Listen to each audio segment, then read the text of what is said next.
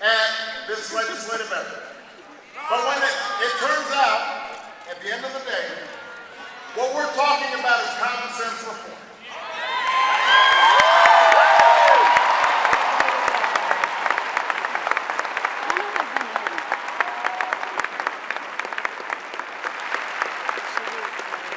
If you like your doctor, you're going to be able to keep your doctor. If you like your plan, keep your plan.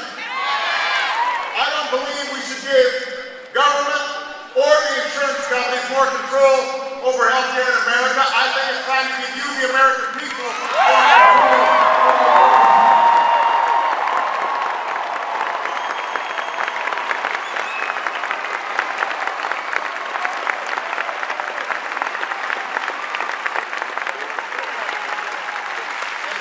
Been hearing a whole bunch of nonsense. Let's just be clear on what exactly the proposal that they're going to vote on in a couple of days will do. It's going to change healthcare in 3 ways. Number 1, we are going to end the worst practices of insurance companies.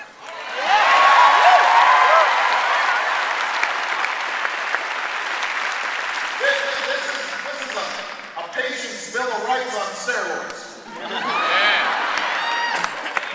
Starting this year, thousands of uninsured Americans with pre-existing conditions will be able to purchase health insurance.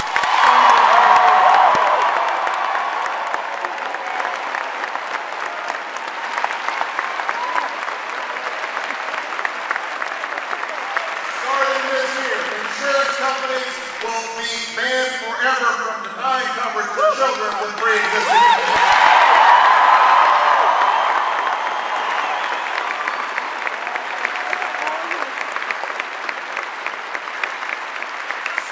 This year, insurance companies will be banned from dropping your coverage when you get sick. And they've been spending a lot of time weeding out people who are sick.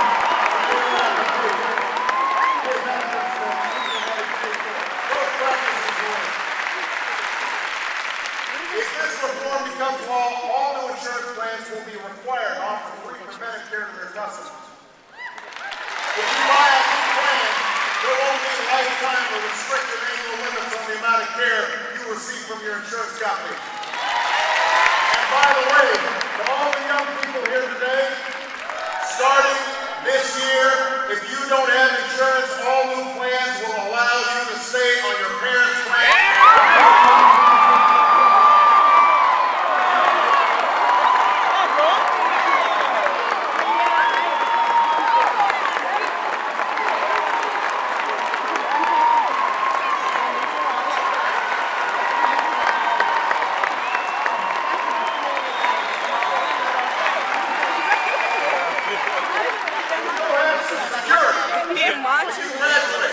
If that first job doesn't offer coverage, you're going to know that you've got coverage, because as you start your lives and your careers, the last thing you should be worried about is whether you're going to go broke or make your parents broke just because you get sick.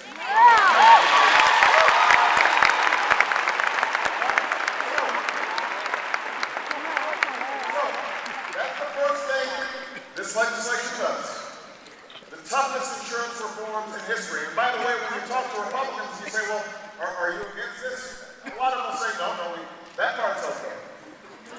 All right, so let's go to the second part. The second thing that would change about the current system is that for the first time, small business owners and people who are being priced out of the insurance market will have the same kind of choice of private health insurance that members of Congress give to themselves.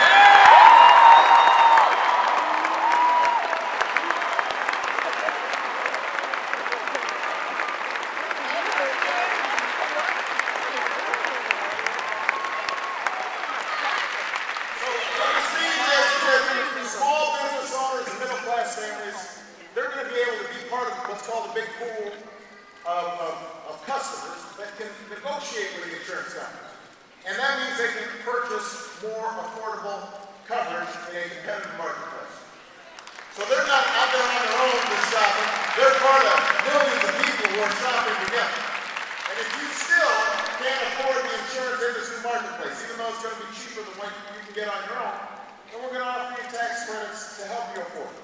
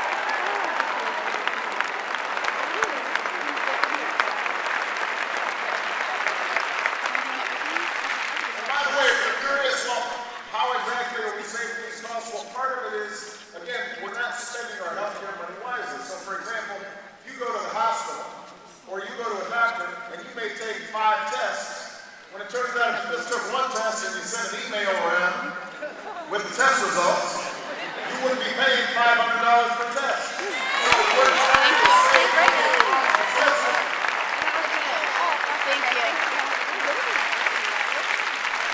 And altogether, our cost-cutting measures would reduce most people's premiums, and here's the bonus. It brings down our deficit by more than $1 trillion over the next year.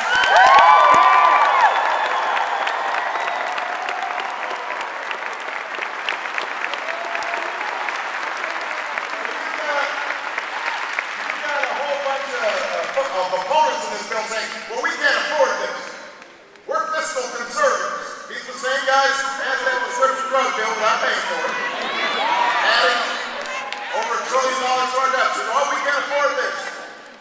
But this bill, according to the Congressional Budget Office, which is the referee, the scorekeeper for how much things cost, says will save us $1 trillion. Not only can we afford to do this, we can't afford not to do this.